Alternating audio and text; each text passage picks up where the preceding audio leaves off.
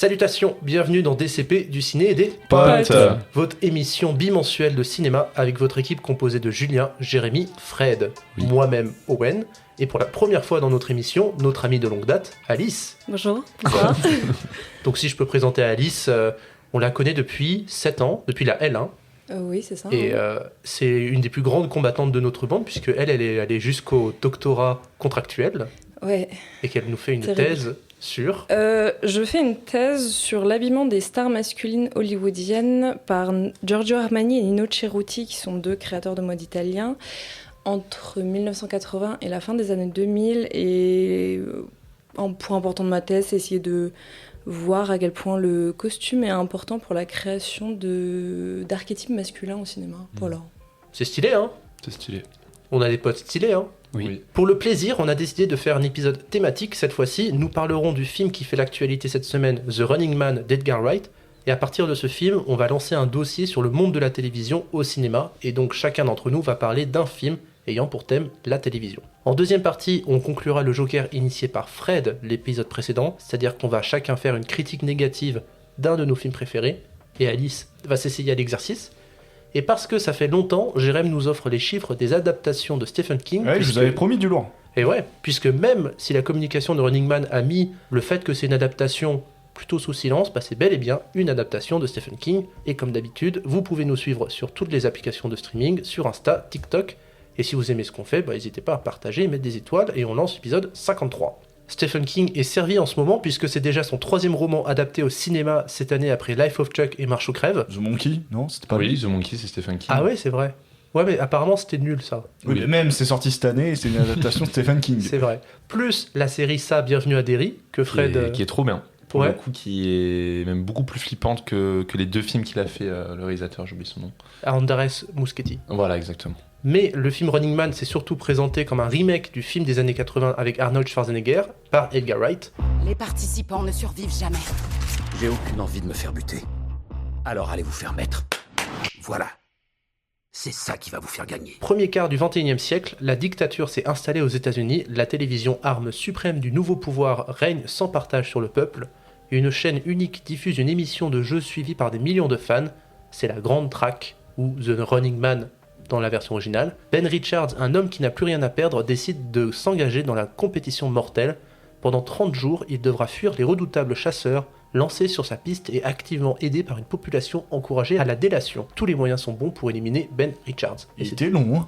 c'est toujours le moment où je parle beaucoup, et du coup je vous laisse parler. C'est quoi votre rapport à Edgar Wright? C'est ça la première question que je veux poser. Bah, je trouve que c'est un très bon réalisateur qui a plein d'idées visuelles, donc là, ça se ressent de nouveau dans ce film, quoi. C'est quand même kiffant, c'est plaisant à regarder Running Man. Moi je les ai tous quasiment... Enfin en fait, Edgar Wright, je les vois une fois. Genre Shaun of the Dead, Scott Pilgrim, Baby Driver, Last Night in Soho, je les ai tous vus une fois, je les ai tous kiffés. Il y a que Hot Fuzz que j'ai rematé. Du coup je les kiffe mais pas marqué. Moi, j'aime beaucoup, surtout les 3 premiers, du coup, Hot Fuzz, le dernier bar avant la fin du monde. c'est ça La trilogie Cornetto. Ouais, c'est ça. Je les ai beaucoup vus quand j'étais plus jeune. C'est un peu le truc que je regardais quand je faisais d'autres choses à côté et tout. Ça me faisait beaucoup rire. Ceux qu'il y a eu après, je les ai appréciés, mais sans plus. Et là, encore un peu moins. Moi, j'avais détesté Shaun of the Dead quand je l'avais vu. Oh. Oh. Ouais, j'avais détesté le montage. Et sinon, après, j'avais vu Last Night in Soho que j'avais trouvé correct, sans être plus marqué que ça. Du coup, en fait, c'est que mon 3e film d'Edgar Oh. Wright. Et j'ai pas vu Baby Driver. Faudrait que je le vois. Ni Scott Pilgrim, Non. qui est vraiment cool. Ni Hot Fuzz, qui est pour moi son Fuzz, meilleur. Mm. Voilà. Hot Fuzz ça se joue avec Baby Driver. Ah ouais? Bah Baby Driver c'est la quintessence de son montage. Certes, mais je trouve que Hot Fuzz, je passe un énorme moment devant. Un bien meilleur moment devant Hot Fuzz que dans Baby Driver. Hein. Je l'ai vu il y a 8 ans, Baby Et Driver. c'est vrai. Moi, je que ça l'avais fait revu longtemps. récemment, et niveau musique, c'est génial. quoi. Ouais, c'est c'est un oufissime. super bon moment dans ce film. Mais je Enfin, dis pas que c'est mauvais. c'est Par tellement contre- bien. Par contre, c'est vrai que moi j'ai grandi. Quand j'ai découvert Ma Cinéphilie, j'ai beaucoup maté du Edgar Wright et je t'avoue que c'est un de mes réalisateurs fétiches finalement, Edgar Wright, hein, parce que j'ai adoré sa manière de monter, de filmer et d'avoir cette réalisation et ce montage en rythme constant et d'avoir des films qui sont menés tambour battant en fait, c'est juste ça. Alors du coup, parce que tu parles d'Edgar Wright, un des retours principaux que j'ai vu sur Running Man, c'est on n'a vraiment pas l'impression d'être face à du Edgar Wright. alors que moi je trouve que si. Quel est votre sentiment sur ça? Bah, c'est pas parce qu'il a pas fait une compilation de jukebox avec sa mise en scène habituelle que ça en fait pas un film d'Edgar Wright, je suis désolé. Bah, je trouve que sur certaines séquences, c'est quand même, comme tu disais, le rythme est hyper important chez lui. Donc, je pense surtout à la séquence, moi, qui m'avait marqué, c'est celle dans le bâtiment où tu vois Glenn Powell complètement à poil, qui se fait poursuivre par tout le monde. C'est la meilleure séquence. C'est une des meilleures séquences qui en plus est mise en scène dans la bande-annonce, enfin qui est vraiment mise en avant dans la bande-annonce, je trouve. Donc pour moi, tu vois, il y a plein de séquences dans le film où tu sens que c'est du Edgar Wright, enfin, je sais pas. La séquence aussi, j'ai oublié l'acteur qui joue Scott Pilgrim justement. Michael Cera. Voilà, la séquence avec Michael Cera, ça fait très Edgar Wright. Quand t'as tous les hunters qui débarquent dans la maison, t'as toute cette séquence montée avec le côté piège, le côté ludique, ça fait très Edgar Wright. Mais du coup, est-ce que le film est bien? Oui, voilà. Je trouve que oui, mais... moi, middle. Middle. Moi j'ai kiffé. Je suis plus d'accord avec Fred, je Ouais. trouve ça assez moyen. Genre, Moi, vraiment moyen. j'ai fait en sorte de regarder justement la version de 87, de regarder aussi, donc moi, quand je vous parlerai des films sur la télévision, j'ai regardé moi un autre film qui est en rapport aussi avec Running Man. Et ouais, franchement, un peu middle, quoi. Un peu, on parle de Running Man, tu vois, et en fait, je trouve que le concept d'étendre ça sur 29 jours, je crois, c'est ça, je trouve que du coup, on n'est pas forcément tout le temps dans l'action, et par moments, on se fait un peu chier, en fait. Tu Ah non, vois, c'est aussi un film d'infiltration un petit peu. Mais le côté infiltration est pas tant que ça mis en avant, mais c'est ça. il y a ce côté un peu odyssée à travers les États-Unis en catimini. Moi je trouve ça très distrayant en fait de voir Glenn Powell utiliser différents costumes, se retrouver dans des très grandes villes, puis d'un coup dans le Maine. Il y a beaucoup de différents lieux dans le film qui le rendent tout à fait divertissant. Tu vois, il y a la maison de Michael Cera, t'as la séquence dans l'avion qui est absolument dingue. Genre il y a beaucoup de choses quoi. À se mettre sous la dent. Pour moi, c'est une réussite formelle. C'est-à-dire que, en termes d'action, en termes de grand spectacle, le film tient son rôle. Mais par contre, je vais dire que pour moi, c'est un Chien 51 qui a réussi à être formel. C'est tout. Parce qu'en termes de scénario, en termes de dystopie, c'est la même chose que Chien 51. C'est une dystopie qui ne sait pas se montrer. C'est un film qui n'arrive pas à avoir des enjeux sociaux, économiques, ni politiques. Par contre, à la différence de Chien 51, c'est très agréable à regarder. C'est-à-dire qu'on passe un bon moment de cinéma. Que, comme tu disais, que ce soit la scène dans l'avion, toutes les scènes de course-poursuite. Et en fait, je trouve que le film réussit très bien à partir du moment où il commence la fameuse chasse, parce qu'en fait, le film devient ludique, ça qu'on prend vraiment plaisir à suivre Glenn Powell. Par contre, l'introduction est très fastidieuse, et dès que le film essaie d'avoir des enjeux dramatiques, genre n'importe quelle discussion entre des personnages, je trouve que là, ça pêche. Je suis d'accord sur le fait que le début est assez laborieux. Et que c'est à partir de la track où ça commence vraiment... ou même la sélection, allez. Le moment de sélection, je trouve que c'est là où le film prend vraiment toute sa forme et toute sa puissance. Mais, contrairement à ce que tu dis, je pense pas que ça soit le but d'Edgar Wright ou même son ambition principale de montrer ce côté social de cet univers-là. Je pense qu'il voulait vraiment se concentrer sur le côté track et le côté de se cacher pour Ben Richards. Après, je t'avoue que moi, ce côté infiltration, il m'a plu, mais j'ai beaucoup plus apprécié les séquences d'action, finalement. Et on n'attendait que ça. Et je sais pas, enfin, c'est vrai que le début est quand même vraiment laborieux, et c'est rempli de clichés. Ah, c'est Mais très après, cliché. c'est pour les démonter. Moi, je pense que c'est pour les démonter. Quand tu vois la fausse séquence, enfin le faux reality show qui balance à la télé, là, les Americanas ou je sais pas quoi, tu sens que là, il se fait plaisir et c'est juste tiré à boulet rouge sur tout ce côté télé-réalité, quoi. Après, c'est vrai que l'intro, elle est hyper longue, mais moi, au contraire, j'ai pris du plaisir parce que c'était juste exagéré de fou, quoi. En fait, tout ce qui est mis un peu en place, le fait qu'il veuille sauver sa gosse, en fait, tout s'enchaîne assez vite, ça prend beaucoup de temps, mais c'est surtout pour un peu s'en moquer, pour comprendre que le film se prend pas vraiment au sérieux. Moi j'aime bien en fait le fait que tout ce qui t'est montré à l'image, mais que ce soit à travers l'émission de télévision The Running Man, mais à travers le film même, tout est extrême et vise à te faire donner des très grandes sensations.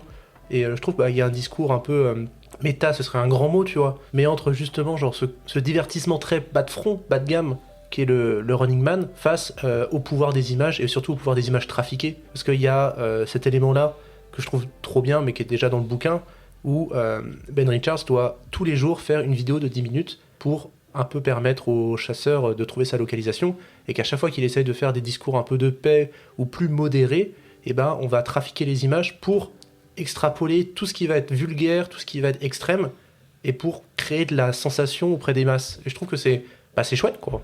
Par contre, j'ai une question. Moi, j'ai regardé du coup la version de 87, ça n'a rien à voir. Hein. Je l'ai pas vu, mais En apparemment fait, la version il- 87, C'est sur une seule journée, non? Bah, en gros, oui, effectivement. En plus, c'est même pas dans la ville, c'est qu'ils sont vraiment lâchés dans une sorte de labyrinthe où il y a aucun spectateur qui est présent et ils se tapent contre des boss un peu comme un jeu vidéo, quoi. Donc ça n'a rien à voir. Et si toi, tu m'expliquais que du coup, Running Man de 2025 était vraiment adapté mot pour mot Ah ouais. comme le livre, bah, en fait, la version 87 s'en éloigne, mais totalement. Hein. Vraiment, il y a rien. La seule chose qui diffère, c'est que il se passe des trucs après le crash d'avion. Hmm. Alors que dans le bouquin, en fait, genre Stephen King n'a pas idée de bonne résolution. Donc il préfère rester sur du très très lourd, du très sombre. Et alors que Edgar Wright est un réalisateur beaucoup plus optimiste. Bah, c'est pour ça que quand Jérém, tu dis qu'il n'y a pas de social dans le film, à la limite, je trouve quand même que la fin a fait très social. Quand même, le réel se porte un peu. Oui, mais c'était pas son ambition principale, c'est ce que je veux dire plutôt. Et toi, Alice, tu disais que c'était moyen, du coup. Oui, en fait, déjà, je suis d'accord avec vous sur le. Je trouve que la première partie, jusqu'au début du jeu, le rythme, il y a trop de problèmes et ça va pas du tout. Et après, c'est mieux. Et après, j'étais un peu plus dans le film. Au début, du coup, j'avais du mal. Et comme toi, Julien, j'ai pensé très vite à Chien 51. En fait, c'est à partir du moment où il va postuler pour participer à un jeu télévisé, il passe une zone. Et du coup, à partir de ce moment-là, j'ai fait le lien avec Chien 51. Pour moi, les deux films ont un peu le même problème. C'est que je pense qu'ici, il y a quand même une volonté de faire une critique sociale de plein de choses. Hein. Mais c'est des takes très tièdes et très... Enfin, ça va pas loin et c'est facile, quoi. Et... C'est très stéréotypé. Ouais, c'est ça. Et il y a rien d'intéressant, finalement. Et donc, je sais pas, c'est un bon divertissement. Et au pire, c'est pas grave, les films ont le droit d'être que des divertissements. Mais là, en fait, j'ai l'impression que le film voulait être plus qu'un divertissement. Et juste, il y arrive pas. Et c'est. Ouais. Genre, ça va, j'ai pas passé la pire séance de ma vie, mais je le reverrai pas et il me laissera pas une impression forte sur moi, quoi. Attends, question très importante, t'as passé un meilleur moment devant Running Man ou Chien 51? Honnêtement, pour moi, c'était à peu près Oh non, pareil. non, tu non. vois. Le Running Man. Je vais non. me Glenn faire, Powell, il est bien plus beau que Glenn- Gilles Lelouch quand même. Ça, je m'en fous. C'est surtout que je préfère aller voir Adèle Exarchopoulos quand même. Mais non, Glenn Powell est très bien dans son rôle par contre. Et ça, c'est cool. Mais ouais, non, je sais pas. En fait, c'est juste que je trouve que c'est des critiques sociales un peu faciles. Et vas-y, ça me saoule. Glenn Powell, il porte le film à lui tout seul. Encore une fois, hein, c'est dingue de se dire que ce gars, à chaque fois qu'il est dans un film où tu te dis oh, ça a pas l'air ouf, mais il tient le film à bout de bras. Twisters. Twisters, Voilà, exactement, Twisters. on pensait à la même chose. Mais de se dire que ce mec-là arrive, rien qu'avec son charisme et son jeu, à tenir un film qui pourtant semble brinque-ballant, c'est quand même pas mal. À noter aussi Colman Domingo qui, comme d'habitude, est génial. Oui, très fort. Même si je trouve que c'est pas qu'il surjoue, mais je trouve que son rôle l'oblige à surjouer un peu. Parce que moi, j'avais adoré sa prestation dans Sing Sing, donc, Pareil, qui est mais beaucoup plus dramatique pour Mais le il coup. fait ça mais- très bien. De toute façon, c'est un film d'excès, hein, donc tous les acteurs, que ce soit Michael Cera ou même George Brolin, sont sur un tout au plus, quoi. Mais tu vois, je pense que j'ai le même problème avec Running Man qu'avec le film de Paul Thomas Anderson. C'est ce côté très excessif, en fait. Ce côté à vouloir toujours être dans l'excès. Et ça sert à un propos, hein, justement. C'est une volonté très ironique, mais moi, ça prend pas. Enfin, c'est tellement excessif qu'au bout d'un moment, je trouve que ça désamorce la chose. Donc, Mais, en somme, bon divertissement quand même. En somme, on s'est bien marré, mais pour vous, ça va peut-être pas plus loin, quoi. Ouais, c'est un film un peu oubliable. Et comme on le disait, c'est juste qu'il force tellement sur la critique sociale que par moment, moi, je suis juste en mode mettez-moi Glenn Powell dans un lieu où il se casse la gueule, et puis voilà. Quoi, Bah, en fait, ça, tout. c'est que vu que toute la dystopie, tous les propos politiques, tout ce que tu peux avoir, c'est très cliché, tu te dis on pourrait quasiment les enlever et avoir juste le pur film, le pur Running Man sans avoir ces clichés-là. Et bizarrement, c'est un film que je reverrai avec plaisir quand même. Malgré tous ses défauts en termes de thèmes qui sont peut-être pas assez approfondis, mais c'est comme un Edgar Wright en fait en global. Ça me dérange pas de les revoir, je les revois avec plaisir. Bah après, c'est un bon film popcorn, hein, Tu vois, honnêtement. contrairement à Last Night in Soho où j'ai dû le voir une deuxième fois pour l'apprécier, donc là maintenant si je le revois je pense que c'est bon. La plupart des films d'Edgar Wright, dès le premier visionnage j'étais happé et je me suis dit bon bah ça c'est un film que je reverrai avec plaisir. Bah il a encore fait le coup. Après, c'est une question même sur le film d'action. Est-ce que vous connaissez des films d'action où le film est tellement fort qu'il arrive vraiment de A à Z à proposer des séquences vraiment juste d'action et tout simplement quoi. Die Hard. Die Hard, moi je pensais, bon, j'ai pas trop aimé Bullet Train, j'ai pas un très bon souvenir du film, et peut-être que le film était déjà plus avec Brad Pitt, tu sais, Bullet Oui, Train. non, mais c'est-à-dire dans ta question. Bah là, tu vois, par exemple, Running Man, il y a des moments vraiment impressionnants, mais des moments où juste ils forcent le trait sur la dystopie, ils apportent des éléments clichés et c'est tout, quoi, et donc je me fais chier. Et je me dis, est-ce qu'ils auraient, comme on disait, enlevé plus enlever tout ce qu'il y avait donc de politique un peu extrême et juste s'attarder sur des séquences d'action et tenir ça pendant tout le film. Bah, tu regardes The Raid et puis voilà. Ouais, voilà, non, mais c'est des exemples en fait. Tout le cinéma d'action hongkongais, alors non, parce que John Woo c'est un peu plus pensé que ça, mais genre tu regardes du Jackie Chan, tu vas pas ressortir énormément de discours politiques venant de Jackie Chan, mais par contre tu vas très bien te marrer. Alors que du Bruce Lee. C'est incroyable. Mais tu vois, la faiblesse peut-être de Running Man, c'est d'avoir peut-être pas assez comblé ces vides-là et de les avoir comblés par, comme on disait, du réchauffé social, quoi. Bah, je pense que c'est que ça se veut grand public aussi, donc cahier des charges blockbuster et ça. Oui, voilà. Cherche pas Grand public avec le nombre de fuck et tout. Oui, enfin, quand je dis grand public, voilà, c'est pas le public le plus tu cherches pas le public cinéphile forcément. Pourtant le film ne marche pas très bien. Et oui, parce que pour un budget de 110 millions de dollars, il est environ à 19,5 millions aux US et à environ 31 millions mondial au bout d'une semaine et demie d'exploitation, je crois. Donc c'est dommage. Parce que Edgar Wright, on lui donne des budgets, mais souvent ses films sont pas rentables. Last Night in Soho, il me semble que c'était un bid aussi. Last Night in Soho, je crois que ça l'est encore. Baby Driver, c'est son film le plus rentable, ça c'est sûr et certain, il me semble. Par contre, Scott Pilgrim, gros four aussi. Ouais. Ah, dommage. Et concernant la France, parce que le premier jour France était donc le 19 novembre, il a fait 42 937 entrées, c'était le 4e des nouvelles sorties du jour, derrière Wicked partie 2, dossier 137 et Jean Valjean, voilà. Et ben on va passer à notre dossier sur la télévision, parce que là on a parlé beaucoup de l'action, mais finalement le sujet télévision du film Running Man, on l'a un peu passé sous silence. Et voilà, ça va être au tour, et au mien aussi, de parler chacun d'un film qui met en avant la télévision dans le cinéma. Est-ce que quelqu'un veut se jeter à l'eau ? Moi je veux bien. Eh ben, je prends juste mes notes. Prends ton maillot de bain aussi. Et plouf. Moi je vais vous parler de Vidéodrome de Cronenberg. Et ce qui est assez intéressant avec Vidéodrome, c'est qu'on est un peu, pas dans l'anti-Running Man, mais on est un peu dans l'avant-Running Man. C'est-à-dire que quand tu t'ouvres sur Running Man, on est déjà dans un monde où la télévision est à son comble et où la télévision et la recherche de violence est tellement à son maximum qu'on fait participer les gens à ce genre d'émissions comme dans Hunger Games, comme dans Battle Royale. Là où Vidéodrome, on n'est pas encore à là justement. Vidéodrome, ça parle d'un mec qui s'appelle Max Rain, qui est propriétaire d'une chaîne de télé qui est spécialisée dans les images à sensation, c'est-à-dire images pornographiques, images de violence, mais on est beaucoup dans la mise en scène, on n'est pas encore dans ce qu'on a dans Running Man. Par contre, ce qui va arriver dans le film, c'est qu'il tombe sur une cassette, sur une émission qui s'appelle justement Vidéodrome, et cette cassette-là, ça te montre des vidéos sadomasochistes avec des exécutions, et notre cher Max, il voit un petit filon, c'est-à-dire que il est dans ce moment où il veut retrouver ces cassettes-là, il veut retrouver qui projette Vidéodrome pour pouvoir en fait faire pareil sur sa chaîne. Et ce qui est très intéressant, c'est qu'en visionnant ces cassettes de Vidéodrome, il va avoir peu à peu des hallucinations. Et là où je trouve que le film de Cronenberg est très fort, c'est qu'il va jouer justement sur ces deux couches de réalité entre le film que tu vois toi, le film de Cronenberg, et les vidéos de Vidéodrome. Et en fait, il vient brouiller plus ou moins la réalité. Et ça, je trouve ça très intéressant. Et ça, il le fait vraiment par la mise en scène tout le long du film. Par exemple, tu vas avoir un travelling sur le personnage dans la réalité. En fait, tu vas avoir le même sur le Vidéodrome. Et il va beaucoup faire ces jeux-là. Et ce qui est très intéressant, c'est que c'est un univers où la télé, elle est présente partout. C'est-à-dire que le personnage de Max, quand il se réveille, c'est la télévision qui fait le réveil. Et comme tous les films de Cronenberg, t'as toujours un truc très bizarre. C'est-à-dire qu'il y a des questions un peu de complot, de groupuscules dont tu connais pas trop le nom. Et c'est exactement la même chose que tu vas voir là. T'as un groupuscule qui vénère la télévision. On comprend pas trop bien, mais on comprend qu'ils sont totalement lobotomisés du cerveau. Et tu as tout ce mélange-là qui est super intéressant pour les années 80. C'est vrai que ça te fait vraiment le discours qu'on avait dans les années 80 par rapport à la télévision. Qu'est-ce que font les images sur les personnes ? Quelle influence peut avoir la télévision ? Et je trouve que pour le coup, le film de Cronenberg le fait très bien. Et il va aller pousser le degré au maximum avec ce qu'aime bien faire Cronenberg, c'est-à-dire du body horror. C'est-à-dire qu'il y a cette idée de fusion entre la télé et l'homme. Tu as notamment une séquence, tu as deux séquences très connues dans Vidéodrome. C'est la séquence où tu as Max qui s'approche d'un téléviseur et le téléviseur l'avale. Et l'autre qui est assez connu, c'est qu'en fait, il va avoir une sorte de magnétoscope dans son ventre où il va pouvoir insérer directement les cassettes de Vidéodrome. C'est pas dans ce film où Freddy se transforme en télé, il assassine une meuf aussi ? Non. Ah zut. Freddy 3, ça. Et voilà, et c'est un Cronenberg qui est bien. Bon, en général, c'est parmi les plus cités. C'est un peu dans le même, c'est un peu le même délire qu'Existence en fait. Enfin, dans cette ambiance et dans ces mélanges de médias là où Existence est avec le jeu vidéo, le jeu vidéo multimédia numérique on va dire. Là, c'est pareil avec la télévision. Ok, je propose qu'on passe Fred. Ouais. Parce que Fred, on est à peu près dans la même période. Oui, bah c'est vrai que moi j'ai vu du coup, je me suis mis un film pas vraiment concentré sur la télévision, donc en fait je suis pas du tout dans la thématique. En fait je suis resté... Non mais Fred, non, mais je suis à resté... chaque fois t'es à côté de la plaque. Tu vas voir un film, tu te trompes. On parle de film sur la télé.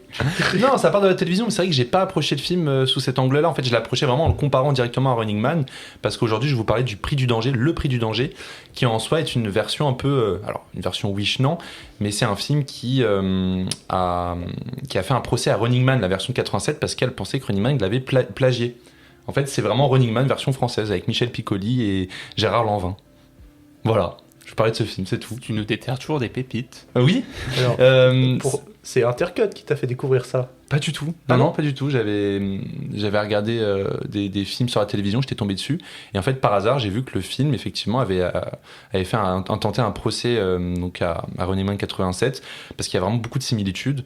Et finalement, je crois que le procès s'est pas fait parce que c'était juste une adaptation de Stephen King, qui est le bouquin qui est sorti en 82, et le film de Yves Boisset, qui est sorti en 83. Donc il y avait un truc un peu... c'est assez marrant en fait de voir que des fois on se rend pas compte qu'il y a beaucoup d'œuvres cinématographiques qui existent et qui peuvent être des plagiats d'œuvres littéraires ou d'autres films sans vraiment s'en rendre compte en fait. Bref, du coup ce que j'ai bien aimé moi dans le Prix du danger et que j'aimais moins dans Running Man de 2025, du coup ça se passe pas sur 29 jours mais sur une journée. Et en fait le principe c'est un peu la même chose, c'est qu'il y a une émission, vous avez un personnage qui joue sa vie, qui doit atteindre en fait juste un endroit qu'il a choisi lui-même et qui a 4 heures pour le faire. Et en fait, il se fait poursuivre par 5 chasseurs, mais qui sont en fait des personnes du public qui choisissent en fait volontairement de assouvir un peu leur pulsion, un peu comme ce qu'on avait avec La Purge, et qui poursuivent du coup Gérard Lanvin, qui était très jeune à ce moment-là. C'est assez bizarre de le voir tout beau.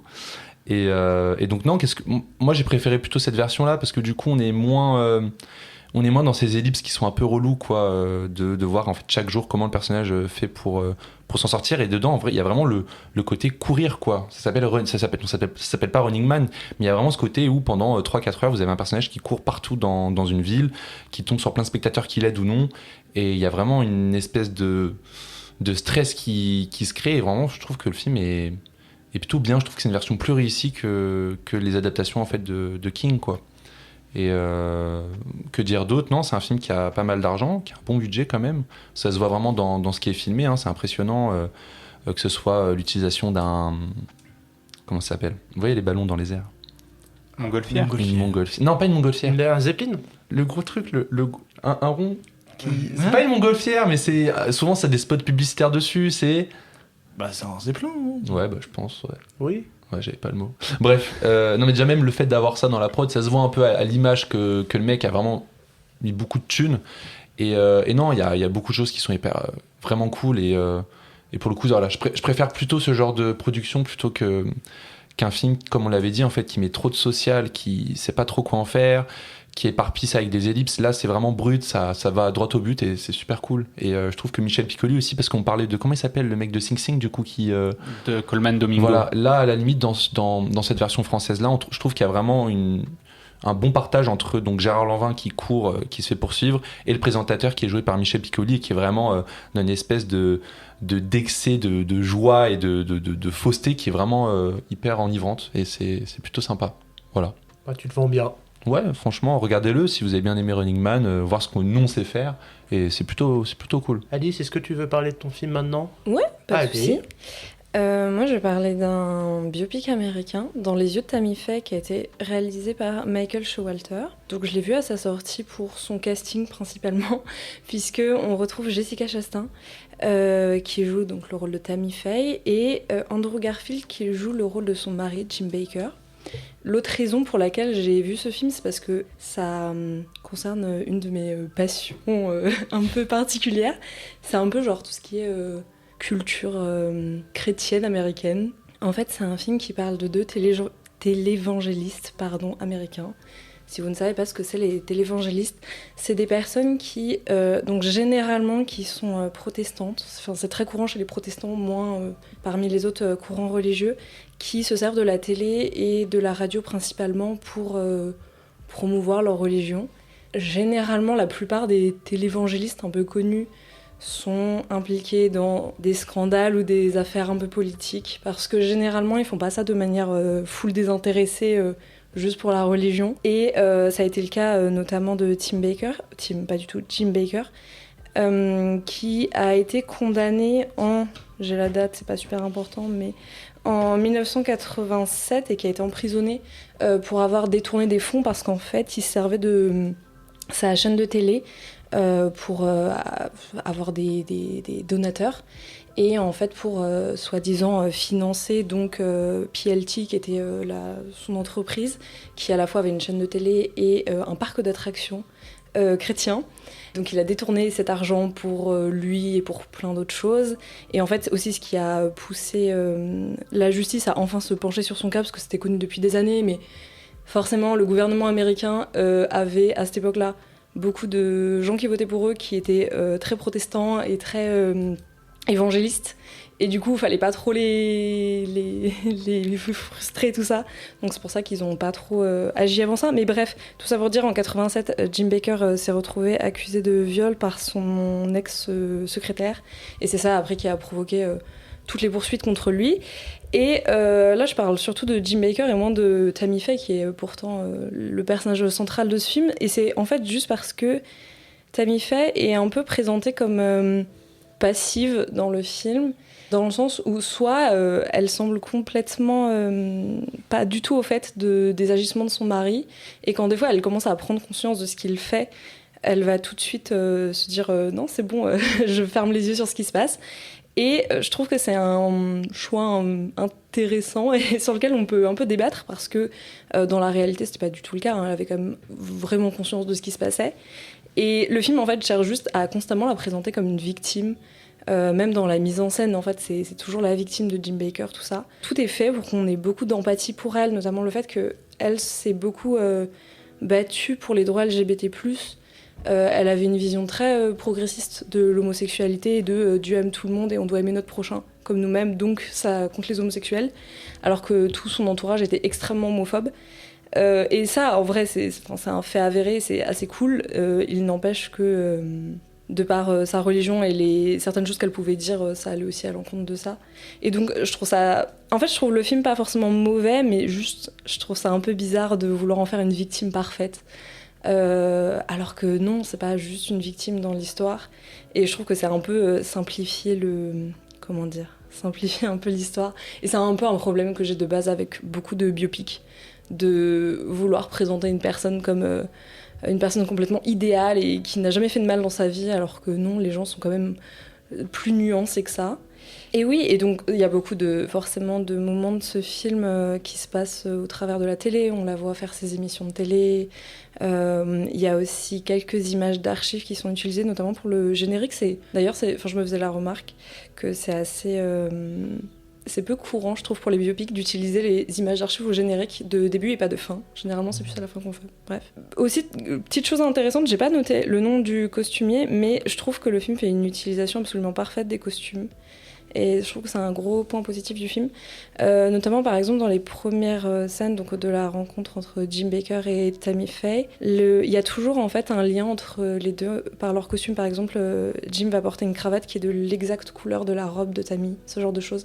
Et c'est un peu, ça montre bien que voilà, dès le début, ils sont parfaitement sur la même longueur d'onde, tout ça. Et petit à petit, dès qu'il y a les moindres disputes, soit ils vont avoir des couleurs opposées, soit ils vont avoir par exemple 2 teintes de bleu, mais différentes. Il y a une séquence par exemple où Tammy se fait draguer par son producteur parce qu'elle fait de la musique. Et elle a une robe, si je dis pas de bêtises, qui est bleue. Son producteur a une bague bleue de la teinte exacte de sa robe. Et quand Jim arrive, lui, il a un costume bleu, mais qui est un bleu plus clair que la robe de Tammy. Et du coup, ça montre aussi que petit à petit, son cœur va ailleurs. Et je trouve que le film fait plein de trucs comme ça sur les costumes qui sont super intéressants. Et voilà, et c'est pas un mauvais biopic, mais c'est pas non plus un film... c'est pas le film que vous allez retenir toute votre vie, quoi. Mais je trouve que c'est un film intéressant parce que ça montre aussi un aspect de la culture américaine qu'on connaît pas trop en France, ou du moins je pense qu'on n'a pas trop conscience d'à quel point aux États-Unis les chrétiens peuvent être un peu extrêmes et genre c'est assez fou quand on y pense. Le parc à thème que Jim Baker avait commencé à construire c'était genre le 4e plus gros parc à thème aux États-Unis à une période, si je dis pas de bêtises. C'était vraiment un énorme truc et les gens donnaient des millions et tout. Sa chaîne de télé PLT, du coup c'est Praise the Lord, elle était retransmise par satellite partout dans le monde et tout. Il y avait, je crois qu'ils avaient une audience de genre 20 millions de téléspectateurs et tout, donc c'est un gros truc. Et nous, je sais pas, on n'a pas du tout, on n'entend pas parler de ça en France. Non. Nous, on a le téléachat et encore. Ah ouais, voilà. Ah, c'est fini le télé-shopping, mec. Hein. C'est fini. vieux, hein. Mais voilà, et je trouve le film intéressant et ouais, d'avoir aussi un peu un aperçu du monde de la télé américain dans les années 80, 70-80, c'est cool.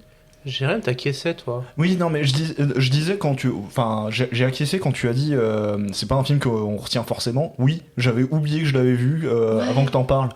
Donc, alors que je l'avais vu, bon, bah, principalement parce qu'il était nommé aux Oscars l'année de sa sortie, donc voilà. Oui, si je dis pas de bêtises, Jessica Chastain Elle a eu gagné, un ouais. Oscar de la. Ouais.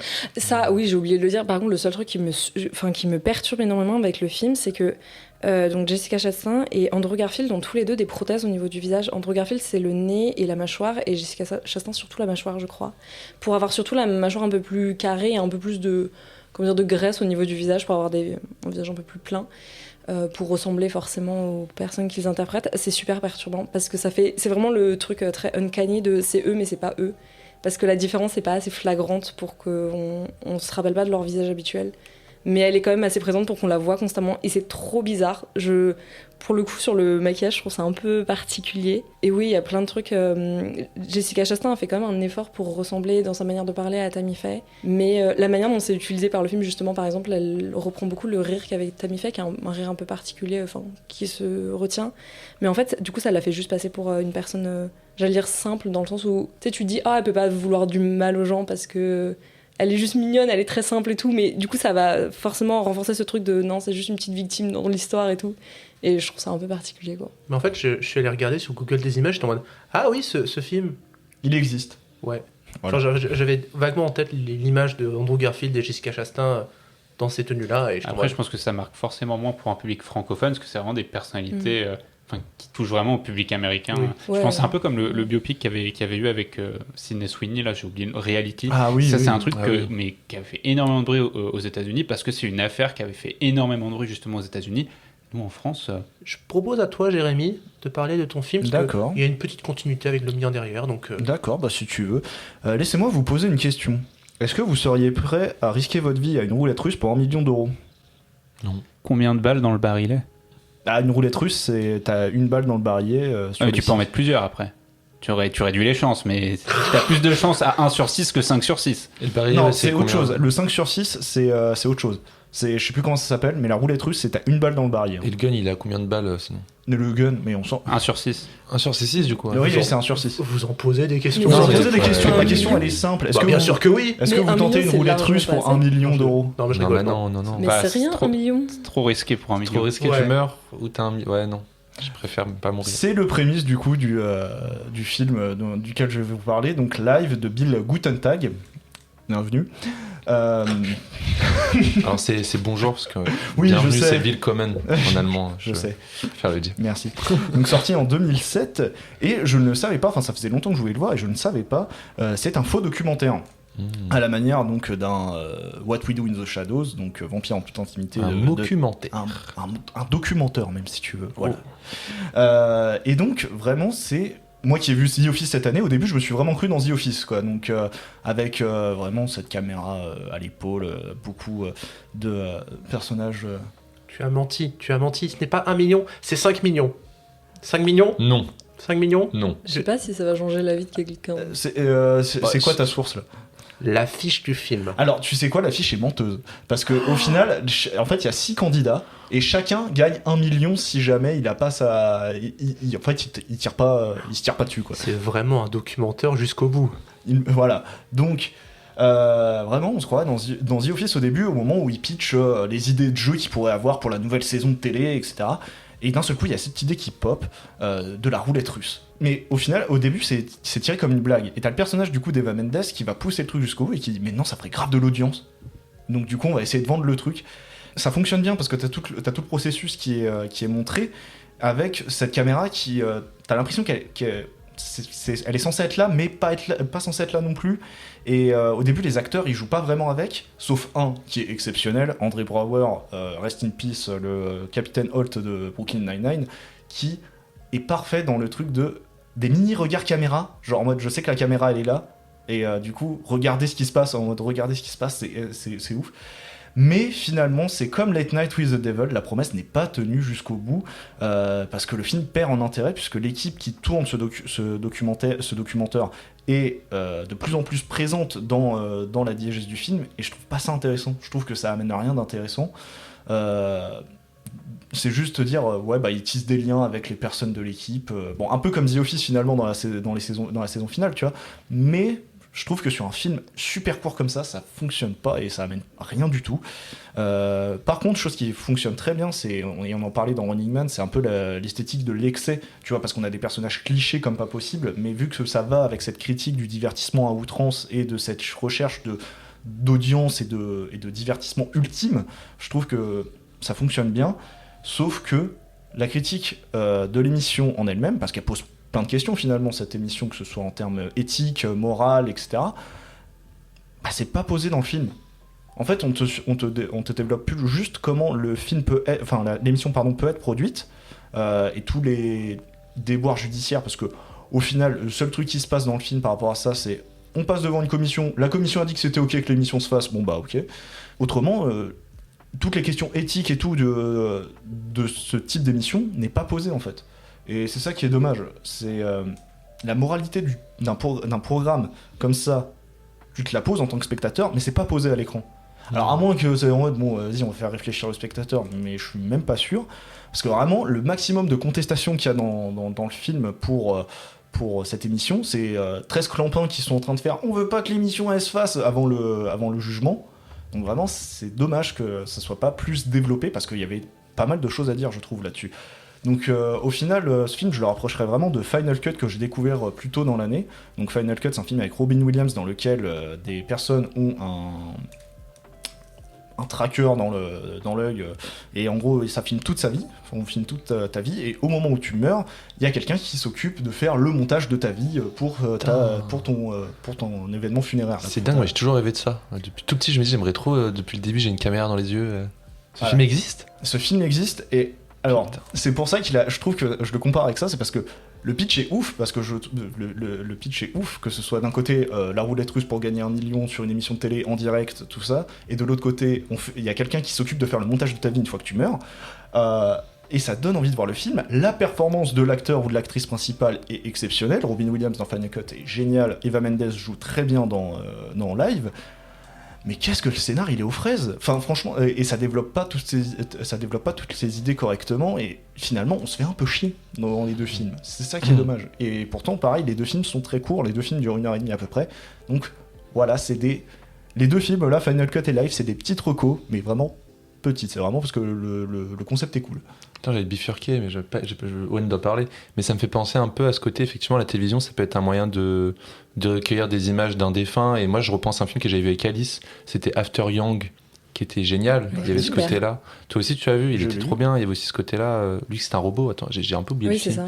Et qu'il avait disparu et qu'on essayait de retrouver les images qu'il avait vues d'une famille, en fait. Et il y a un truc cool avec la télévision. Il y a un concept même, moi je vous dis, dans le futur les gars, on va mourir, on fera des films de nous pour qu'on fera payer à la famille pour mettre ça comme une sorte de petit film quoi. Avec des intelligences artificielles. C'est le principe de Final Cut. Et je pense que ça existe déjà, je pense que ça se développe déjà un peu. Après t'as envie que ta famille voit tout ce que t'as filmé depuis. Non, ce serait pas ça, mais ce serait genre tous les médias, tout ce qui existe sur toi, des vidéos qu'on a pris de toi.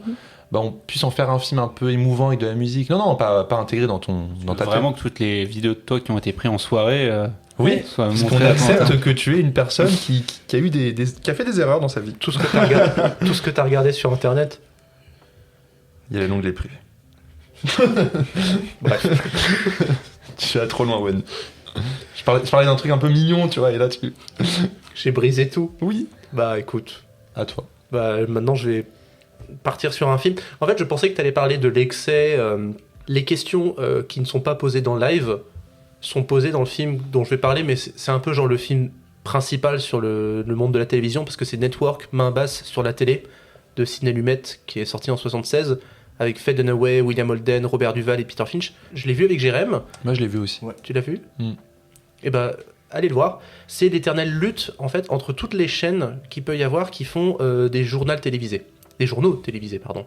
Et c'est donc cette lutte de qui va grappir le plus d'audience. Et il se trouve que Howard Beale, donc, qui est un présentateur de journal télévisé, il est très emmerdant comme garçon. En fait, ça fait 30 ans qu'il est à ce poste, il n'est pas très intéressant. Et donc il est décidé qu'on va le renvoyer. Sauf que lui prend très mal cette annonce et dit que en fait, en live, qu'il va mettre fin à ses jours en live. Sauf qu'en fait, faire cette annonce-là va faire un immense taux d'audience. Ça fait référence un petit peu, j'ai plus le nom de cette dame-là qui avait mis fin à ses jours en direct, ça existe. Et en fait, le choix de la chaîne, c'est finalement de laisser ce monsieur à l'antenne et de le laisser dire tout ce qu'il veut, tout ce qui lui passe sur la tête. Et en fait, progressivement, Howard Beale va péter un câble et va commencer à avoir des discours complotistes, anti-système. Et progressivement, en fait, plus son discours est extrémiste, plus ça va faire de l'audience et ça donne beaucoup d'idées à la chaîne télévisée qui se dit mais venez, on va créer des journaux télévisés par des révolutionnaires ou par des terroristes. Et donc ça va de plus en plus loin et il y a tout un discours en fait sur l'instrumentalisation du discours anti-système parce que le discours anti-système devient un objet du système et à son utilité. Il fait de l'audimat en fait. Ouais. Ça me fait penser à dans Black Mirror, je crois que c'est la saison Oui. 1 avec Daniel Kaluuya. Voilà, Daniel Kaluuya. En fait, c'est totalement ça cet épisode, c'est qu'il menace de mettre fin à ses jours. Et ça devient. Et en fait, ça devient une émission qui se met à être regardée.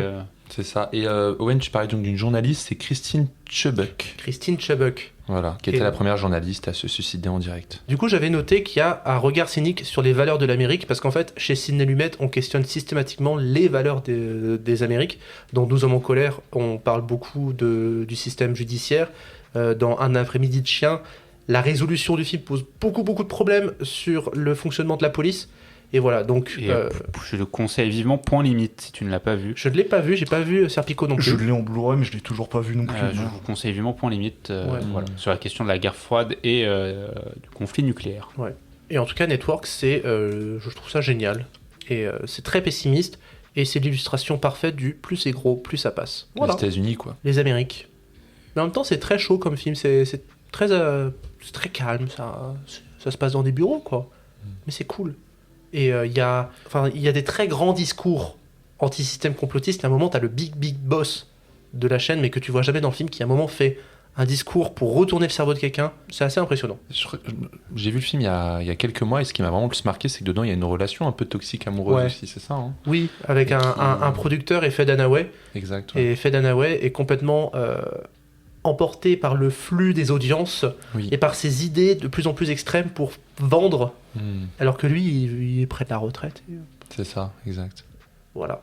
Je pense qu'on en a fait le tour un petit peu de nos films sur la télévision. On va refaire un tour de table, mais cette fois-ci, le sujet est tout autre. Il n'est pas télévisuel, il est... cinématographique. Sadique. Oui. Parce que Frédéric, il y a 2 semaines, nous a fait un sale coup. Il nous a dit, venez parler en mal des films que vous aimez. Oui. Monstre. C'est un bon exercice, ça permet un peu de revoir ses goûts à soi, de les contredire, je trouve ça cool. Ouais, les aides du désir alors, Alors, je pensais que ça allait être compliqué de le revoir, je l'ai revu juste avant de venir, pour le critiquer, et finalement, je trouve qu'il y a quand même des choses à dire, des trucs que je peux comprendre pourquoi ce film ne peut pas plaire aux autres. Moi, il a continué de me plaire, hein, j'adore toujours ce film, mais je trouve que dans Les ailes du désir, il y a un côté très peut-être verbal qui fait que les gens n'ont pas forcément compris la portée du film. En fait, juste avant de venir, je parlais avec un ami, Bassem, qui est déjà vu dans l'émission, qui déteste ce film. Et en fait, j'ai vu qu'il y avait beaucoup de personnes qui n'aimaient pas forcément Les ailes du désir. Et là où moi j'aimais beaucoup le film, et en gros, je vais un peu résumer le film, comme ça on peut savoir un peu de quoi on parle. En fait, dans Les ailes du désir, vous avez 2 anges gardiens qui observent un peu la vie à Berlin, et qui sont un peu là pour simplement écrire et observer les petites choses qui existent dans la vie, les choses tristes, les choses heureuses, les choses mélancoliques, les regrets des êtres humains. Et en fait, dans ces 2 anges, vous en avez un qui commence à avoir l'envie de devenir lui-même un humain, de pouvoir vraiment ressentir la gravité de l'être, le fait d'être aussi amoureux. Donc voilà, il a un peu cette envie-là. Et en fait, pendant tout le film, c'est vrai que c'est très beau, mais c'est très verbal. C'est presque... Je trouve que c'est un peu un film qui se lit comme un roman. C'est un film qui, en fait, isole plein de petits passages, plein de petites pensées, parce que du coup, les anges, quand ils observent ces êtres humains, ils peuvent rentrer directement dans leurs pensées. Donc, en fait, ça parle beaucoup. Et en fait, chaque petit personnage qu'il observe, c'est vraiment des petites réflexions philosophiques sur la vie.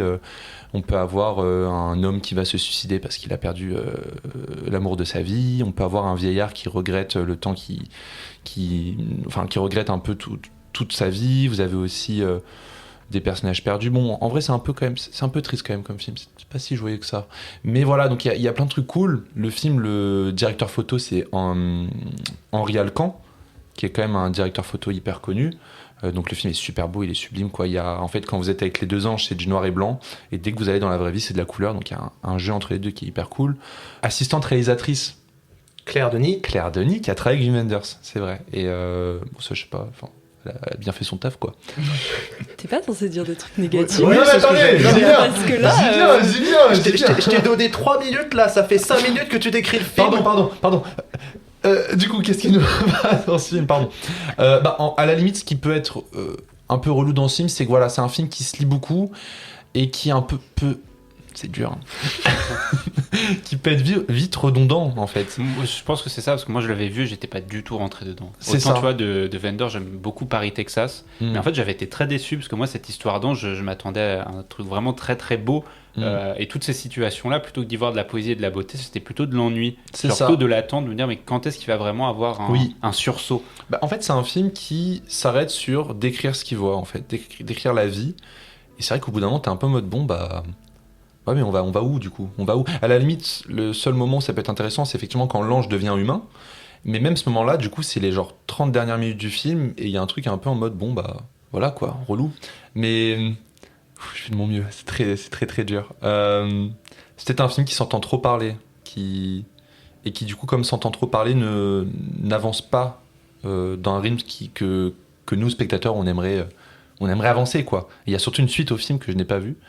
Qui est pas réalisé par Qui n'est pas réalisé par Wenders, je crois, oui. Et voilà, à la limite, peut-être, mais moi, je suis un poète, moi, Tu t'es bien foutu de nos gueules. Franchement, il nous a donné ça à faire et lui. C'est dur.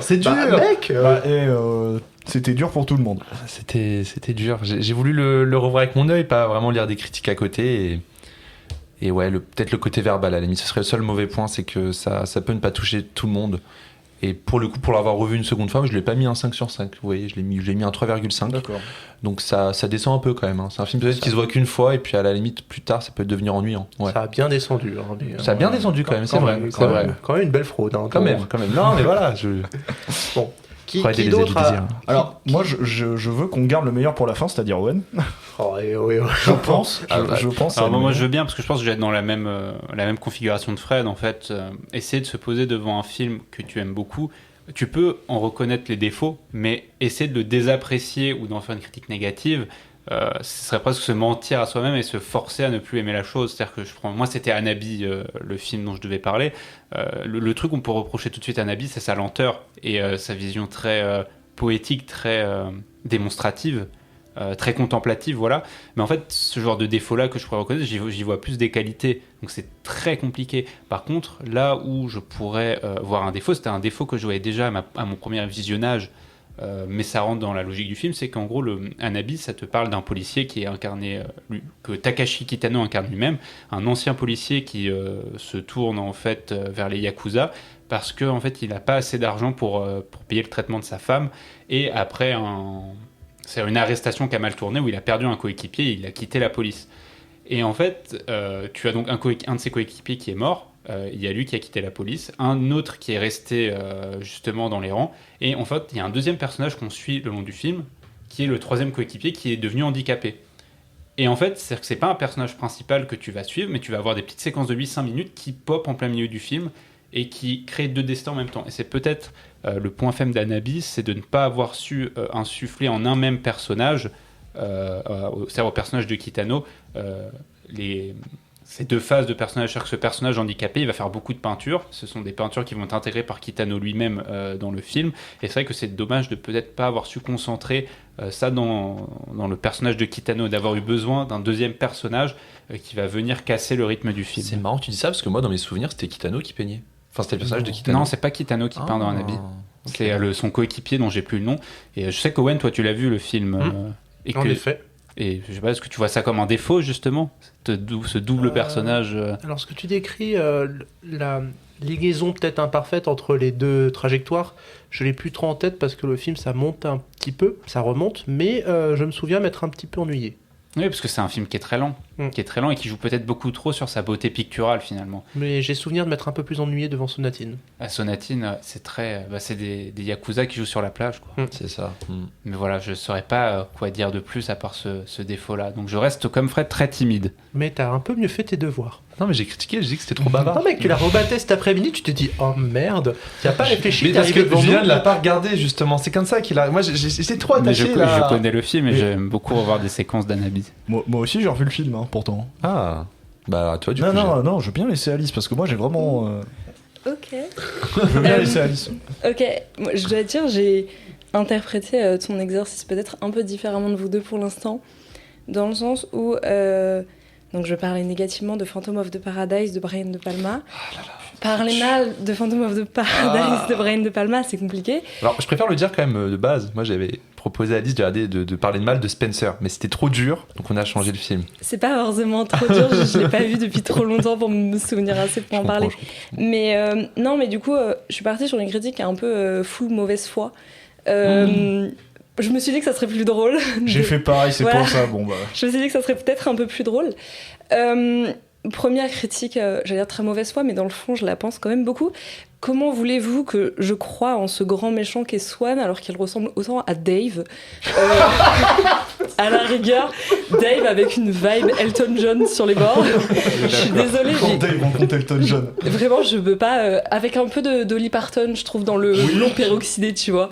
Donc, bon, Ouais, mais en même temps, le côté très lutin farfadet marche, fait peur en mais fait, non, tu mais vois. non, mais tout est ridicule, enfin, Fred. Ce film est ridicule. Tu veux pas rajouter un petit côté Claude François aussi à ton Oui, non, melting mais si, bah, de toute façon, tous pareil, hein. Oui, le petit lutin dans Shrek 4, il fait peur. C'est la même chose pour moi. Fais ton greu. Mais le pire, c'est qu'il m'ait fait vraiment, enfin, toute la scène dans la salle de bain. J'ai pas résumé le film, bon, allez le voir, franchement, il est sorti depuis assez Il est longtemps. connu quand même. Il est connu en plus. Mais en fait, pas tant que ça, je trouve, de la filmographie de Brian De Palma, c'est pas le plus accessible non plus. Mais bref, c'est pas le sujet. Donc, oui, Phantom of the Paradise, qui est un mélange à la fois de Faust, du fantôme de l'opéra et du portrait de Dorian Gray, parce qu'apparemment, ici, on fait aucun choix. Et en plus, enfin, déjà, en plus, pourquoi nous sortir cette take sur le portrait de Dorian Gray alors que Netflix nous a sorti, ou va nous sortir, je sais même pas, une superbe adaptation où Dorian et Basile sont frères, hein, parce que l'homosexualité, ça n'existe pas, apparemment. Pour le coup, ah non, j'allais dire un truc positif, mais je me tais. Pareil, donc. Winslow Leach, qui du coup apparemment ce musicien absolument exceptionnel, alors que ses musiques sont un peu éclatées au sol. Enfin, Non. je peux pas. Mais Oh laisse-moi non critiquer. Je peux critiquer T'as rien en paix. contre le rock? Non, mais même pour du rock, enfin c'est Ok. nul. Tu vois, tout à l'heure, bah, pour ma thèse, j'ai regardé Les Rues de Feu avec Willem Dafoe. Et bah ça, c'est un vrai film rock. Je n'en dirai pas plus. Ouais, non, les musiques terribles. Et le jeu d'acteur, mais en fait, c'est ça, le jeu d'acteur, la musique, les décors, les costumes, la lumière, les mouvements de caméra, mais faut arrêter d'en faire trop comme ça. C'est juste mais insupportable, tellement. Juste la migraine, ça va trop vite, il y a trop de couleurs. Moi, je peux pas. Moi, je veux des films désaturés au possible. Ça, c'est terrible. Tu veux du Marvel Ouais, voilà. Moi, je veux pas de couleurs. Le Technicolor, horrible. Je déteste. Le split screen. Oui, non, mais les split Oh là screens. là, c'est Il bon. en a ça. vu, hein. Non, mais le montage, qu'est-ce que j'en ai à foutre de voir la vision de Winslow quand il arrive. Waouh, ça fait peur. Ouh. Non, franchement. Non, mais du coup, voilà. J'ai envie de me rajouter, là, attends. Phantom of the Paradise, terrible. Ouais, mais Brian De Palma, il croit qu'on est trop con pour oublier qu'il y a la bombe dans la bagnole. Mais oui. Puis là, il te rajoute le tic-tac, tic-tac, tic-tac. Enfin, genre, c'est bon. Là, ça suffit.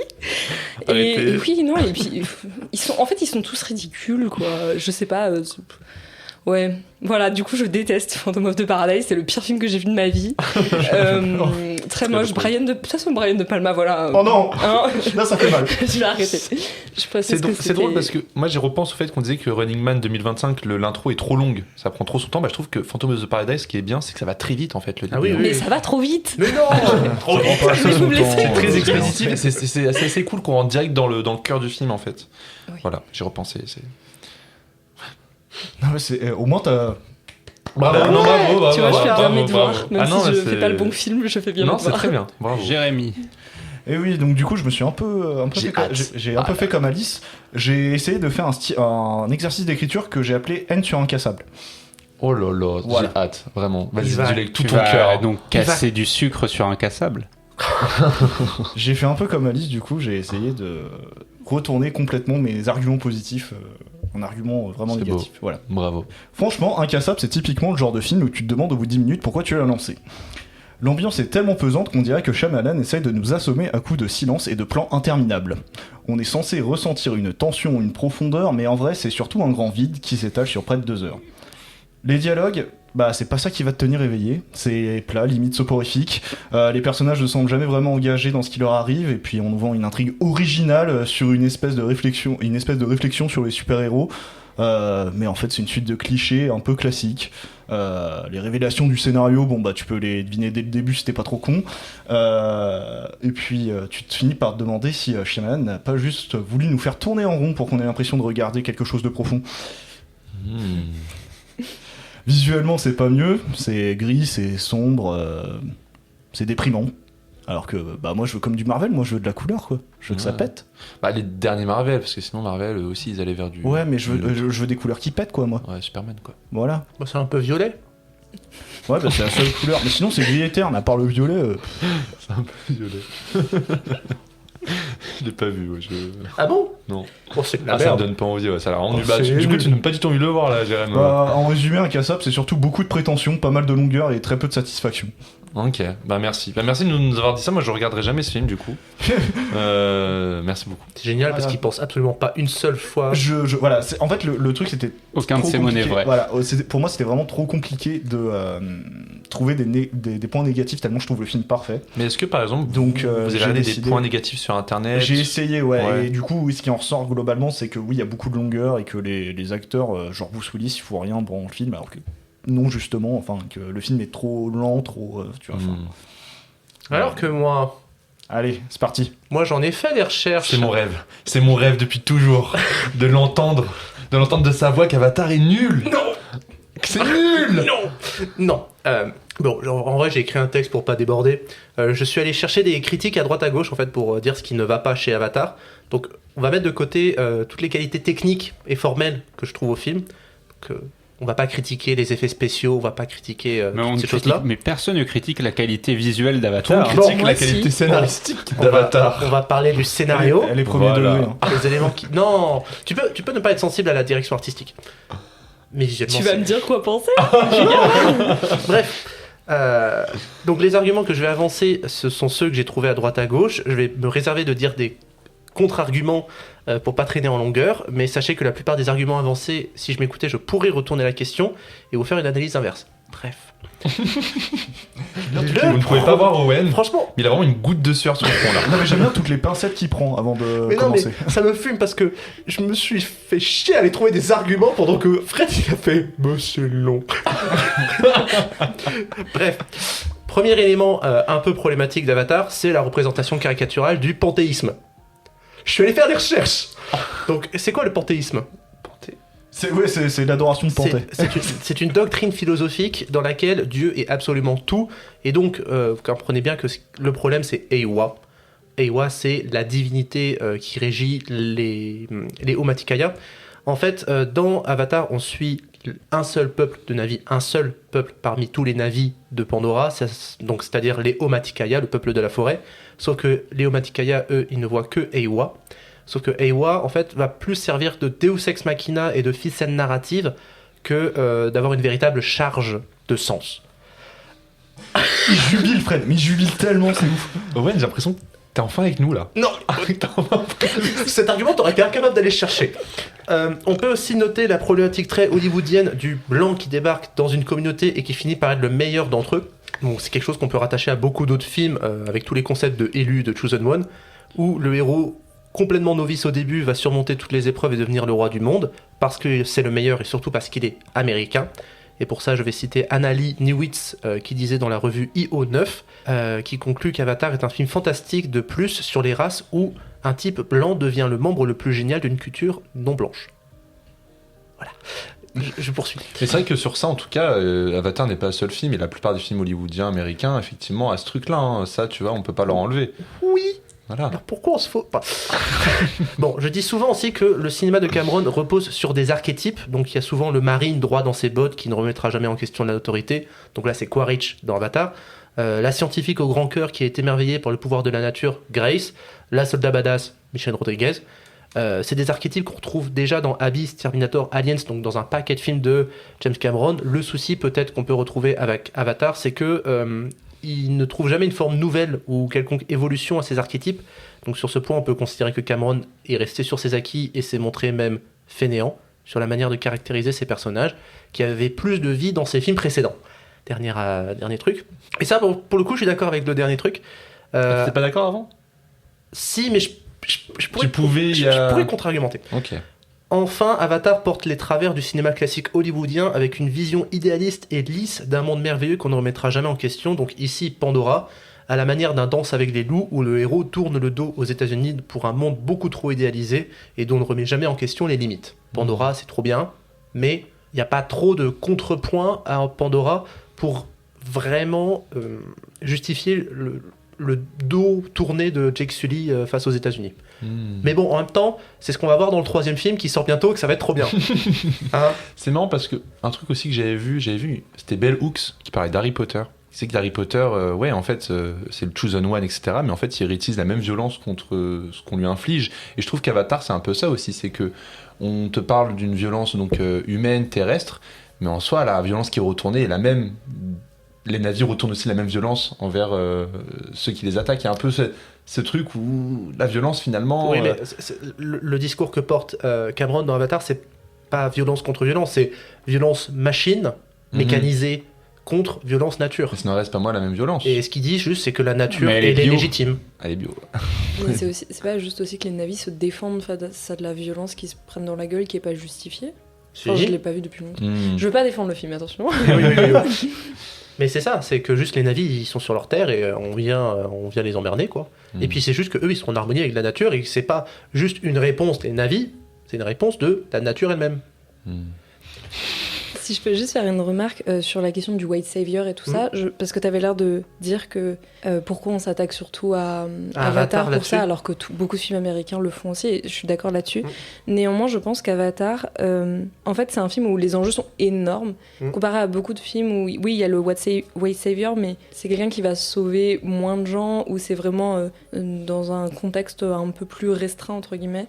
Et donc là, forcément, on s'y attaque parce que c'est vraiment énorme le fait qu'un mec arrive et sauve tout un peuple, tu vois. Et c'est peut-être aussi pour ça que lui s'en prend plus que... Ouais. Mais après, ce qui est bien, c'est que dans le 2, du coup, on en parlait avec Owen la dernière fois, c'est que finalement, on le désacralise, ce personnage-là de Jake Sully. C'est qu'il fait des erreurs, et j'ai l'impression que dans le 3, ce sera pas non plus un personnage qui est totalement équilibré et qui va sauver tout le monde. Donc en soi, à voir ce que va faire Cameron, tu vois. J'ai fait mon travail. Ça y est, le moment est passé. Putain, bah, c'est mémorable, hein.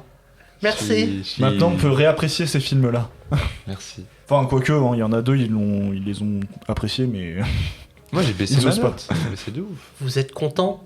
Oui, on est très contents. Très content. Dernière chose que t'as à faire, Fred, c'est pour qui le Joker la prochaine fois? Le Joker, ce sera pour Owen. Merci, mon ami. Il a fait un vrai travail, ça m'a vraiment touché ce que t'as fait. Merci. Ah oui, il s'est fait chier, il a été chercher des trucs. T'as écrit vraiment un petit mémoire. Tu m'offres un kebab? Vas-y. Oh ouais. Bon, Il savait pas quoi bouffer ce soir, lui. si, en plus, il faut que je vide le frigo avant de partir Ah non, en Bretagne, mais... Non, kebab. Chiffre.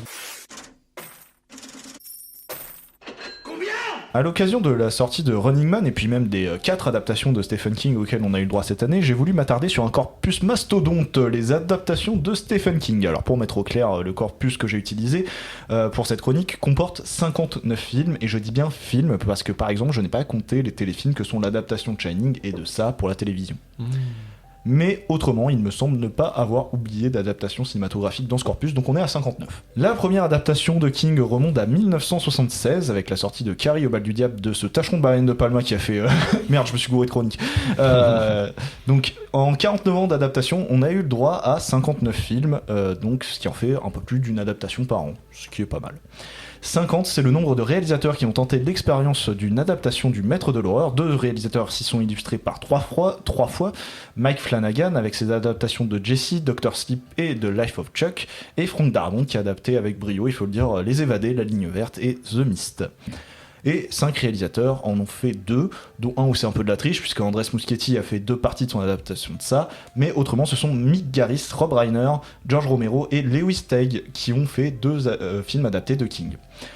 Des grands noms du cinéma se sont penchés sur sa carrière à King, puisqu'on peut citer entre autres des réalisateurs comme David Cronenberg, John Carpenter, Lawrence Kasdan, Toby Hooper, Tom Holland, Stephen King lui-même et bien évidemment Stanley Kubrick. Tom Holland, il a fait quoi? Quand Tom Holland, je saurais plus te dire, mais Okay. Je sais il est dans la liste des Ok. films. Ensuite, si on prend les notes IMDb, l'adaptation la mieux notée, c'est laquelle selon vous? Shining. Les évadés. Les Évadés. Les Évadés, qui est Ouais. le film le mieux noté d'IMDb, il faut le savoir. Hein, Ah, il est toujours premier là? Ouais, à 9,3 sur 10. C'est abusé. Bon, Non, mais Oui. maintenant j'ai une mauvaise image des Évadés. bah pourquoi?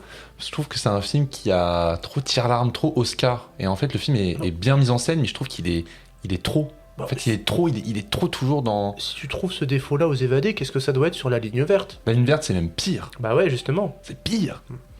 Et à contrario, l'adaptation la moins bien notée, il y a 2 films à égalité, mais je suis pas sûr que vous les trouviez, mais on va essayer de voir si... Maximum Overdrive, Non, peut-être. et bah non. Non. Ah, le film qu'il a réalisé lui-même. Ouais, c'est ça. 2148, non? Un truc comme ça. Non. Chambre 1400, je sais pas combien là. Ouais. Non, pas- Chambre- non, parce que c'est The Mangler et Cell Phone. Voilà. Des films inconnus au bataillon, je pense, pour vous. Et il faut savoir qu'en moyenne, les adaptations de King sont notées 6,3 sur 10. Voilà.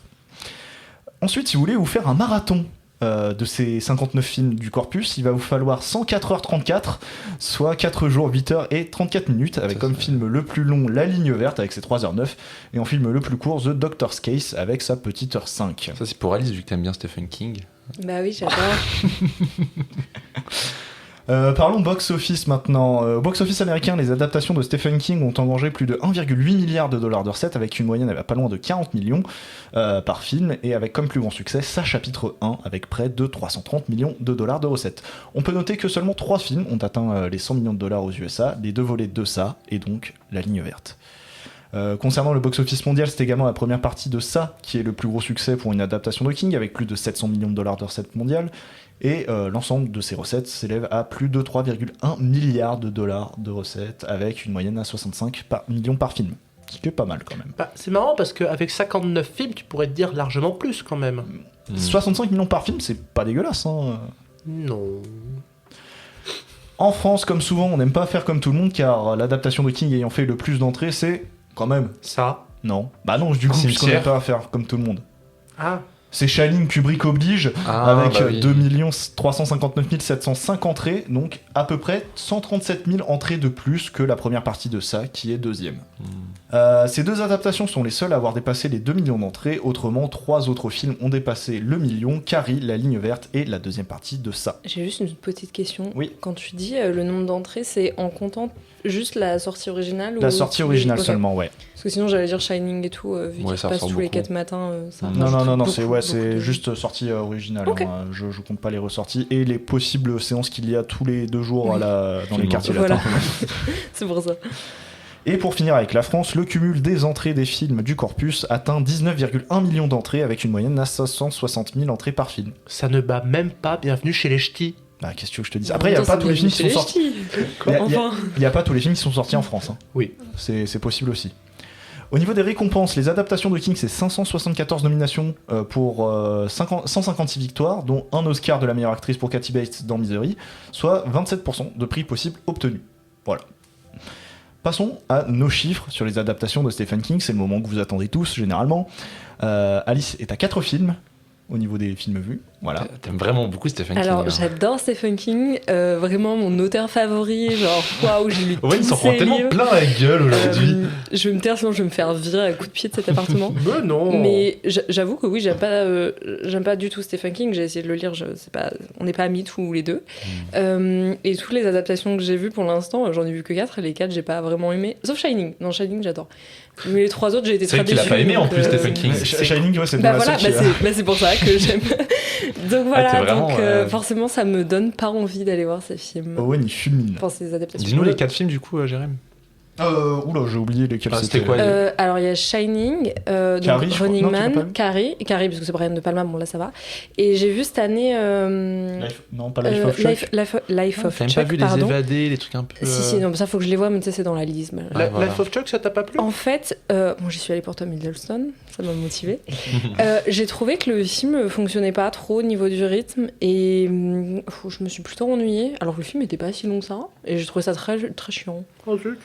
Ouais, non, j'étais pas convaincue par le. Même la scène de danse. Oh zut. Ouais, Oh non, je sais pas. Non, mais c'est pas mon truc, voilà. Vient ensuite Julien avec 8. Par la suite, moi-même avec 10. Et Fred et Owen sont à égalité grâce au visionnage tardif de hier, voilà, donc tardif de Running Man. Mais de j'aurais trop dû mater Maximum Overdrive en Blu-ray, je n'ai en plus. Voilà. Du coup, vous êtes sur la première page du podium à égalité avec 16. Mais en fait, c'est vrai que c'est des films. J'ai grandi avec Les Évadés, avec La Ligne Verte. Je pense que après Harry Potter, je les ai vraiment vus beaucoup de fois, mais je pense que le film dans ma vie que j'ai vu le plus de fois, c'est La Ligne Verte ou Les Évadés, tu vois.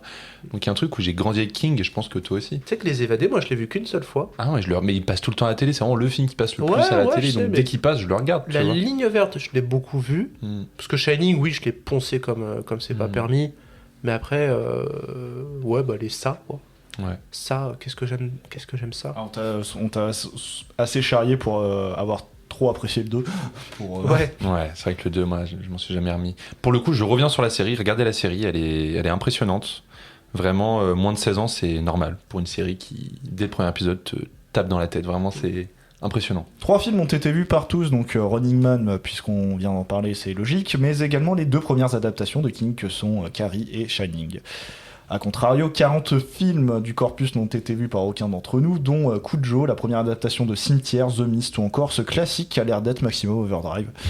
Je l'ai en Blu-ray en Faudrait plus. le voir, bah venez on le regarde, hein, avec des pierres. Owen et Fred sont les seuls à avoir vu un film que les autres n'ont pas vu, et ils en ont 2 chacun. Donc Fred est le seul à avoir vu la première adaptation de Running Man, encore une fois de manière tardive, mais il l'a vu, et The Monkey sorti cette année. Quant à lui, Owen est le seul à avoir vu Dead Zone et La Tour Sombre. Ah, vous avez pas vu Dead Zone? Ah, alors, je crois que j'ai une info, j'ai peut-être dépassé Owen. Est-ce que tu comptes les séries du coup? Bah non, Bah non. J'ai dit que je comptais que les films. Le corpus, c'était les 59 films que j'ai envoyés. La date de l'assassinat de Kennedy. Ah, 22 Ah, 63. 22. Ouais, j'ai vu la série. Mais t'as pas, par exemple, les téléfilms aussi, il a pas compté. Sinon, il aurait compté le Ça de Ça 90. ouais. Putain, je voulais juste te dépasser. Non, vous êtes à égalité. Voilà. Et enfin, dans les films qu'il manque à une seule personne d'entre nous, Alice est la seule à ne pas avoir vu le premier volet de l'adaptation de Ça et la deuxième adaptation de Cimetière sortie en 2019. Ouais. Je pense qu'il y a quand même des trucs que tu pourrais kiffer dans les adaptations de King. Hein. Je pense que t'as vraiment vu les mauvais, quoi. Les mauvais. Non, mais les mauvais à part Shining, mais genre, tu vois, t'en as Carrie, vu que... c'est bien. Carrie, Ah c'est oui. incroyable. Ah, t'avais pas aimé Carrie? Si, non, j'ai bien aimé. Ah bah voilà. Non, Carrie, c'est pas Mais mal. t'as des trucs sympas en vrai. Non, mais La Ligne Verte et Les Évadés, c'est des films qui se font très vite oublier que c'est des adaptations de King. Oui. Mais pareil ça, pour- j'avoue, Stand by je Me. le savais pas jusqu'à. Ouais. Ah ouais, Stand By Me, tu vois, de ouf. J'allais dire Stand By Me, Ouais. justement. Stand By Me, ouais. Et Fred, quant à lui, est le seul à ne pas avoir vu Life of Chuck parmi nous Ouais, quatre. ouais, Nous qui est cinq, pardon. sorti... ouais, qui ne tentait pas. Bah, pourtant. T'as rien raté. Mais je Ouais, suis, voilà. Ah, mais non, moi je. je suis étonné On aime que bien. vous soyez si nombreux à être allés voir ou à avoir vu Cimetière de 2019. Bah ouais, Je l'ai on vu est- avec on toi, l'a ouais. vu tous les 4. Ah bah, on l'a vu ensemble. Non, je crois pas qu'on l'ait vu ensemble. Hein. Non, Non. je dis on l'a vu tous les 4. Moi, je l'ai vu avec toi, ouais. Tu vas emmener voir ça. Tu vois, tu lui as kiffé, imposé. Ah, j'ai kiffé l'adaptation. Je suis désolé, c'était nul. Oh, non, Non, j'ai c'était bien aimé. nul. Ah ouais, j'ai bien aimé. Tu lisais le livre, tu venais de finir le livre et t'as dit, oh bah viens, on va voir ça. Et du coup, on y est allé. Je crois qu'on était à Bercy. Oui, c'était En à fait, Versailles. tous les films que Jérém et Julien ont vus, c'est parce que tu les as emmenés. Oui, bien sûr. Ouais, il me force énormément. Tous les jours, tu dois lire du Stephen King, Jérém. Tous les jours. Ouais. 5 pages par jour. Bon, de toute façon, c'est fini. Bah, merci pour ces chiffres. Non, mais C'était éreintant quand même de compiler toutes ces données, je tiens à le dire. Ah, bah, merci c'est Jérémy. ouf. T'as tout fait ça pour Owen, comme d'hab. Avatar, Stephen King, là on... C'est toi qui m'a. Ouais, c'est lui qui a proposé Avatar. Oui, non, ouais. non, le fait qu'on s'impose aux autres, C'était marrant. c'était moi qui l'ai proposé, mais c'est Fred qui a balancé l'idée d'Avatar en premier. Je tiens à le dire. Merde. C'est enregistré, on a les preuves. Putain. Bande d'assassins. Ah, mais c'est bon, c'est passé. C'est passé, ça va? Non, j'ai encore mal au cœur. Oh, Ça pauvre. va aller. Bah, de toute façon, prépare-toi juste dans 1 mois et demi à ce que t'as encore mal au cœur, quoi. Dans moins d'un mois, le 16. Le 16. Ah oui, Dans bientôt. 3 semaines. Ça sort. Ah. On peut déjà réserver ses places. Je sais pas si je vais le faire, mais. Bah, j'aimerais bien le voir dans un bon ciné, quoi. Bien En genre. IMAX. Ouais, en Moi, IMAX, j'espère quoi. qu'il sera Ouais, tu peux pas déjà en réserver. 3D, que je trouverai une Mais je séance en sais pas. 2D. Bah, ça T'aimes existe pas un la 2D Bah, HDR. je fais quand même une réflexion, c'est il aura quand même fallu que j'aille vérifier le DVD Avatar 2 au taf pour me rendre compte que le film était vachement beau. Parce que je me dis, c'est quand même vachement plus beau en 2D sans la vieille 3D dégueulasse. Oh. D'ailleurs, Owen, je sais pas si ouais. tu le sais, C'était un peu gratuit. mais la première fois que j'ai vu Avatar, c'était une version filmée dans un cinéma. Ah oui. Mais en fait, c'était une projection 3D qui avait été filmée. Et moi, j'ai vu ça sur ma télé, mais toute petite chez mes parents. C'était très moche. Tu Je l'ai m'étonnes. revu dans de meilleures conditions. Mon avis n'a pas changé. Il a presque empiré. Donc bon. On va mettre Mais fin à voilà. cette émission dès maintenant. Par contre, j'avoue merci que de m'avoir le 2, invité. photographiquement, est sublime. Merci. Là, je le conçois totalement. Merci. Merci Alice d'être venue, de nous avoir bien fait rire avec Phantom of the Opera. Bah, merci de Paradise. m'avoir invité. Oui, c'est Phantom of the Paradise. Voilà. Of the Paradise, je confonds. Je Mais peux ça dire marche que dessus. vraiment, j'ai pensé pas ce que j'ai dit. Hein. Oui, Sauf bah pour oui. Dave. Ça, je le pense bien. Sauf pour Dave. Et regardez Phantom of the Paradise. Regardez Phantom of the Oui, Paradise. c'est vraiment Regardez-le. trop bien. Incroyable. Ça va arriver lourd. Avatar 3 aussi, normalement. On se prévoit une grosse émission avec plein de monde aussi Ouais, pour Avatar exactement. 3. On vous tisse ça un peu là. On sait pas qui on va inviter en attendant. Bon les amis, on vous souhaite de bonnes vies. On se retrouve dans 2 semaines de toute façon pour l'épisode suivant. Et puis en attendant, vous pouvez nous suivre sur Instagram, sur TikTok. Et que l'émission est disponible sur toutes les plateformes de streaming et sur YouTube. Et en attendant, merci beaucoup Alice. Merci à vous. Merci. Et merci à vous, mes amis. Plus pour longtemps apparemment.